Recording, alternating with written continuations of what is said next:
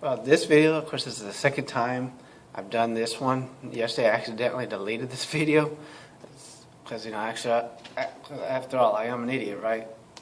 Let me move this up just a little bit in the back so it doesn't fall over. This way I don't have to hold this and all that other crap.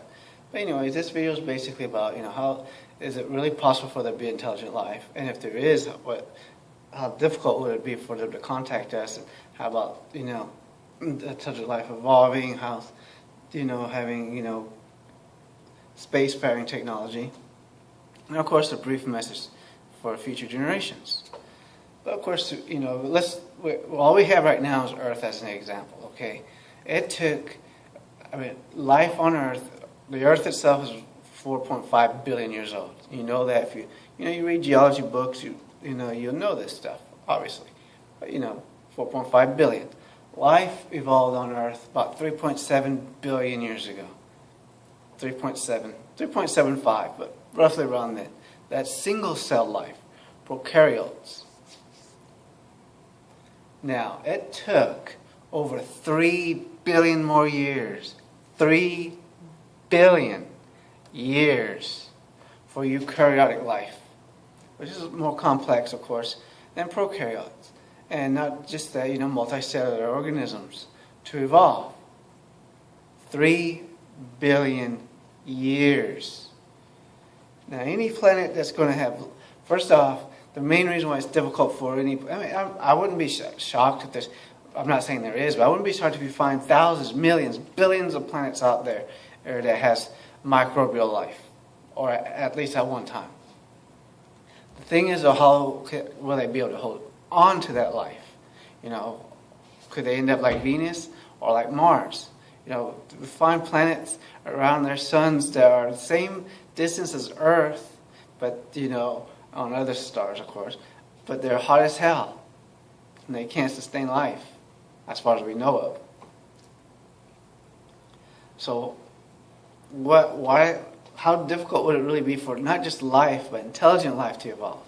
Think about this, okay? This is why I have this evolutionary biology book here, which I happily took, but I took when I was at USF.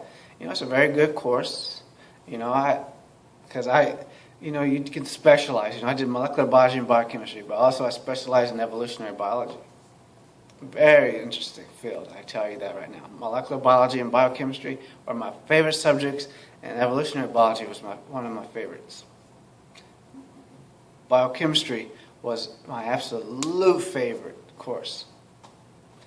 But anyways, to get back on topic, life, in order for a planet, it would be it doesn't necessarily have to be exactly like Earth, obviously, but it has to have a stable orbit around its star. It has to have a stable wobble, like Mars, does this bull crap, You can't be doing that.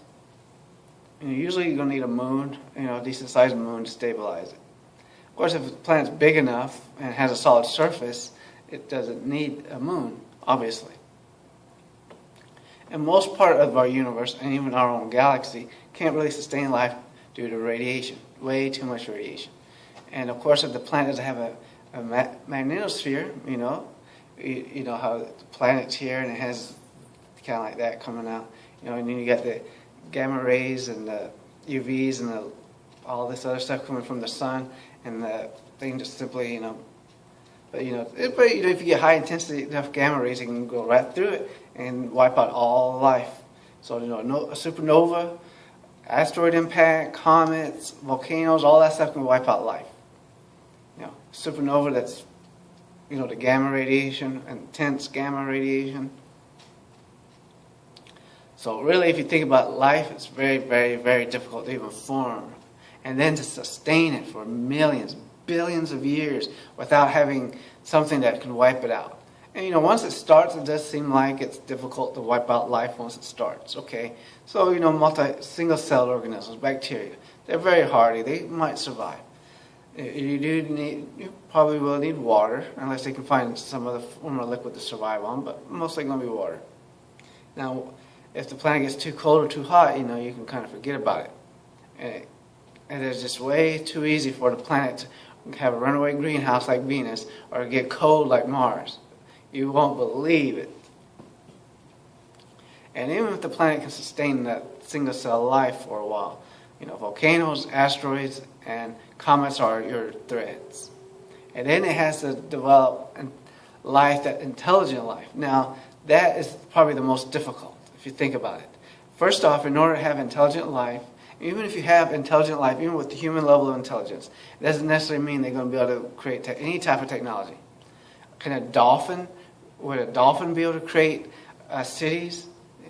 Think about it. They're very intelligent, but can they do it? No, they cannot, because their bodies don't allow them. They have to have the right bodies to do it. How about octopus and squids? They at least have tentacles, and they're the smartest invertebrates. Could they? Well, they have a very short lifespan, so probably not. And not to mention the fact that it's probably going to be more difficult for intelligent life to evolve in the oceans and build cities, especially electricity and stuff. Think about that, though. I don't want to get into it, but you can think about it, rationalize it yourself, and you can pretty much figure out that it's probably not going to happen. They have to have a way to communicate, not necessarily with vocal cords like we do, but they have to have a way to communicate with each other, because that's how you pass down knowledge. Now, if we do find intelligent life, aliens that can speak, now, there will be no way that you're going to learn their language and they aren't going to be able to learn your language, our language. The reason why is because the evolution of our vocal cords and theirs, or whatever they're using to speak, is going to be so different that there's no way you're going to pronounce the words they're using, and they're not going to be able to pronounce ours. It ain't going to happen. And of course, now and there's, say intelligent life does evolve. Okay, some chance. Now, still, it has, especially in its infancy, it's going to have to struggle through, again, asteroids, comets, and super volcanoes. Could wipe them out easily. Not to mention starvations, drought, all these things. And then you get two things that are like extremely deadly to civilizations, or they hold it back greatly. Politics, and religion.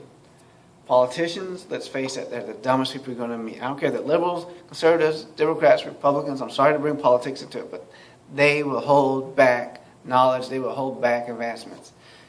All they care about is that money and getting reelected. They'll go to war with any country they choose to get that money. And all it takes is one devastating war to set us back thousands of years. And it could happen. You don't know what's happening on other planets. It could have happened. It could have been 1,000 planets already had intelligent life where they wiped themselves out through war. These politicians do not care. Don't forget, Obama's the one that killed the space industry. No longer having space shuttles going in space. He's the one that killed that. And Bush, God told me to invade Iraq. I mean, come on. I don't want to get into, which one and all this stuff. I want to make another video about the liberals and conservatives and all these people. I'll do that later. That's not what this video is about. Then you get the second one, religion. You have no idea how religious these aliens could be, okay? And religion, generally, look at the Middle East, look at Europe in the past, look at the United States now. They tend to want to hold back science and progress, for the most part. And people say, well, what if for religion we wouldn't have this and blah, blah, blah. Most of the greatest scientists in the past were Christians and Muslims and all this stuff, because you had no choice at that time but to be a Christian or a Muslim. I'm probably going to do one idiot Bible verse, and I'm going to do that verse where it says, a fool says in his heart there is no God. Because that's the funniest verse in the whole Bible. Because at that time, if you said there's no God, yeah, you are a fool because you're going to be put to death. But anyways, they tend to want to fight for the stupidest reason. And almost every religion, Judaism, Christianity, Islam, you basically are supposed to only be around people that believe what you believe. Kind of like social justice warriors, if you think about it, they don't want to hear other ideas, views. I mean, when's the last time you heard a social justice warrior sit down quietly, let someone else express their views, and then they give you counter arguments? I've never seen that. Not with a social justice warrior, not those extreme liberals. And the same with these extreme conservatives and these other groups, theists. You don't see it. They just won't listen. They'll fight each other. And these social justice warriors are going to slow down our progress. They're already doing it because they take science and all this stuff. Not enough men here, not enough women, and all this. It's racist and sexist and all this nonsense. So they slow down science. They're slowing down progress. But I put them with the politicians because, let's face it, the politicians are driving them, and the politicians are controlled by, well, you know who's controlling the politicians. Everybody knows that. Because it's, again, money. And if I was one of them, I'd be just as corrupt. I'm not going to lie to you there. I would be. They hold back. Now, let's say for argument's sake that aliens do visit Earth. Okay? First off, they're going to send probes. Like we send probes and rovers into other planets, to Mars, they're going to do the same thing. They're not going to land an actual ship with them in it on Earth anywhere. That's just plain stupid. Okay? Because, you know, diseases, and let's face it, let's say for argument's sake they are stupid enough to land an alien ship on Earth. What would happen? If they do it in the United States, I can guarantee the military will be on their tails in a heartbeat, and they'll be thrown into a room, tied to chairs, have guns in their faces, and be questioned like crazy even though they can't possibly understand what they're being asked. If they land in some countries like the Middle East, probably China too, they'll probably be killed right there on the spot. North Korea, China might not, but I don't know. But I can guarantee in the Middle East and North Korea they would. Now, if they land like in Sweden, Norway, Finland, you know, they probably will have a military presence, but they're not going to cause any incidents with these alien beings. But for the most part, they're going to be met with fear and hatred. Because think about it, most of the movies come out of Hollywood is aliens invading. And let's face facts, there's no reason to believe that aliens are going to be benevolent. No reason whatsoever. Just think about it. Earth is already in perfect spot from the sun. The weather's basically conducive to life. Everything on Earth is conducive to life, pretty much. So if you think about it, it'd be easier for them to just invade, wipe out the tenants, and then set up shop. It's easier than terraforming a planet like Venus. Not saying they would do it, not saying they wouldn't do it. I don't know. You can't assume that they won't. But the thing is, though, it's going to be very difficult for them to get past the stage where they're fighting each other. So even if they are intelligent, they're probably going to wipe each other out.